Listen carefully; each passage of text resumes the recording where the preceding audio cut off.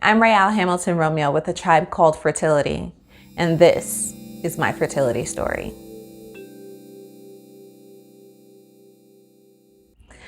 For as long as I can remember, after the birth of my daughter in 2006, I'd had a number of hormonal issues.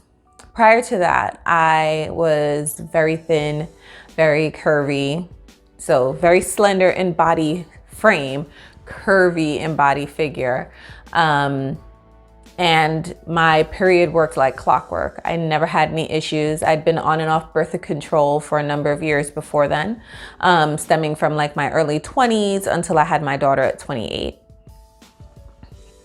Once I had my daughter, I learned a lot about gestational thyroid conditions. Prior to that, the only thing I ever knew that was focused on when you were pregnant was gestational diabetes. And since I was not at risk for that, I thought that I was all in the clear. Once I had my daughter, I had had a couple of incidents, one when she was about 7 or 8 months, where I broke out in hives from the top of my head to the soles of my feet. Every surface of my body was covered, and I thought I was just having an allergic reaction. It took a while for me to get the reaction under control, but once I did, I was fine. When my daughter was 5, it happened again, and it was very debilitating because your skin is tight, it hurts, it itches, and I didn't know what to do. On a trip to take her to her pediatrician, who focuses on pulmonary disorders such as asthma, and he's also an allergist, he was the one that noticed something was wrong. So he looked at my throat and he said, it seems like you have an issue there. You should go see this endocrinologist. I had no idea what an endocrinologist was, what an endocrinologist focused on. But he sent me for a neck sonogram because as a doctor, he could not see me leave his office in the condition I was in and not do anything about it. Went, got the sonogram of my neck. He saw the results and suggested that I go see an endocrinologist. And that's when I was diagnosed with hypothyroidism. Now, I had heard about the thyroid. I wasn't sure what it did or how it affected the body. Safe to say the thyroid regulates everything in your body. All hormonal concerns. Cut to a few years later, so I've been getting treated for the thyroid disorder. In 2015, I had a partial thyroidectomy. So right now I only have the left side of my thyroid. The right side has been removed, but I no longer have the lump in my neck. I no longer have the issue where it feels like my throat is being crushed. Life was good until February 2017 when I started gaining weight uncontrollably. I gained 30 pounds in the month of February and I freaked out because, 30 pounds within 3 weeks and the month was February and I freaked out. And then I started gaining 1 to 2 pounds a week for the rest of that year. While speaking to my endocrinologist, it was very clear that she had certain biases, and we'll talk about all of those biases on this wonderful podcast. And I decided to no longer see her. I sought out a new endocrinologist and he and I worked together. And I had to tell him, I need you to listen to me. I need you to not think that I'm crazy. I would like every possible test done to check me out, to see what's wrong with me, to see how my issues can be addressed. Like there's something wrong. I know my body. And it took me putting my foot down and being completely firm for him to take me seriously. And he did. And he literally did every test under the sun, and it was not cheap. And in 2018, I was diagnosed with PCOS. And I'd never heard of PCOS. I didn't know what PCOS was. I didn't know anyone who had it. I just knew I was gaining weight uncontrollably. I had huge sugar and carb cravings.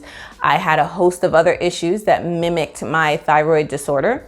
So while I did have nodules on my thyroid, my PCOS symptoms were presenting like hypothyroidism. Apparently, I'm more of a thyroidism case, but because the PCOS symptoms were so present and they were very similar to the thyroid symptoms, chief of which was weight gain, brain fog, which I still do suffer from time to time, hair loss, hair thinning. I have very naturally curly hair, and at one point throughout this entire ordeal, my hair went pin straight, like Asian pin straight, and I was like, something's going on. That was one of the ways. My skin was dry. And there were so many other things. I have a video on it. If you're interested, I can drop the info below.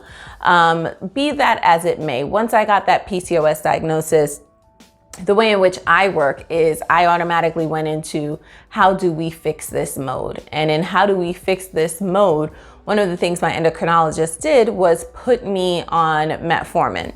And for a while, the metformin was working until it didn't. Probably, this is 2020, so probably late 2019, I started to notice that the metformin wasn't working as well. I just was not feeling good. I tried keto to lose some additional weight, and keto plus metformin is a recipe for disaster. Be that as it may, because of my PCOS diagnosis, a number of things have happened. So my period became irregular until it's no longer happening. So right now I am not menstruating. My fertility, safe to say I'm infertile. I am 41 years old currently, and I have not had a menstrual period for almost a year. July 2020 will be about a year since I've had my last menstrual period.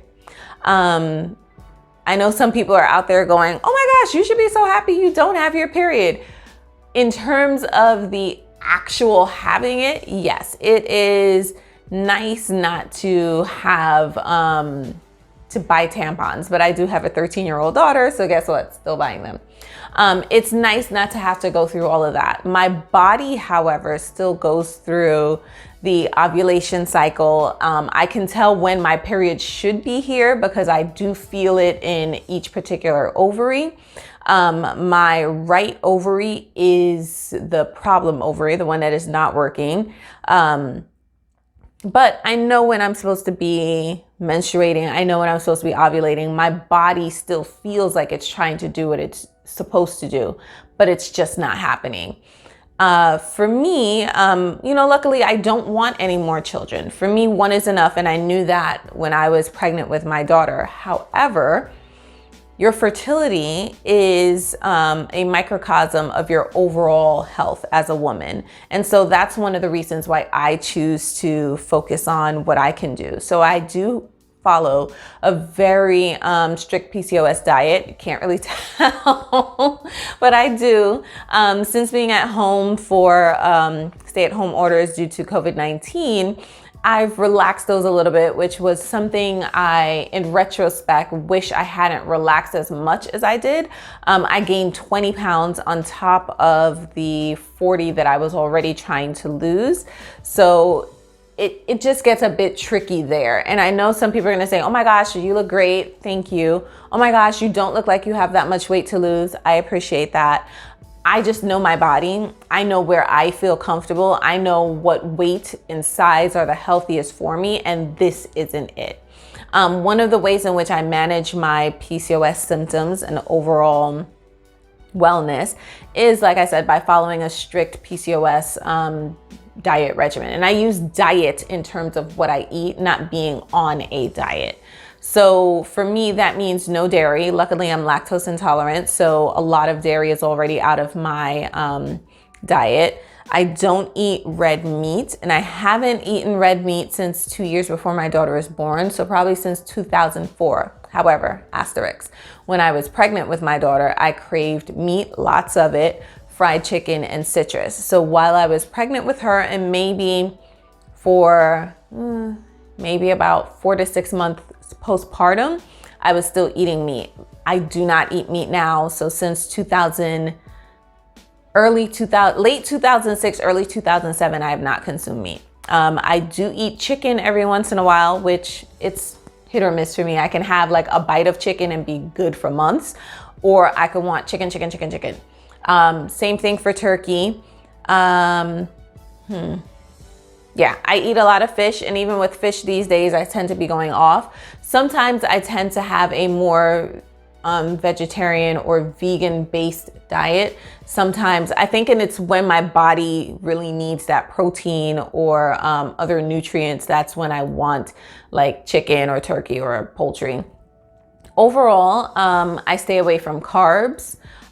So it's a lot of fresh fruits, fresh vegetables. I do eat eggs.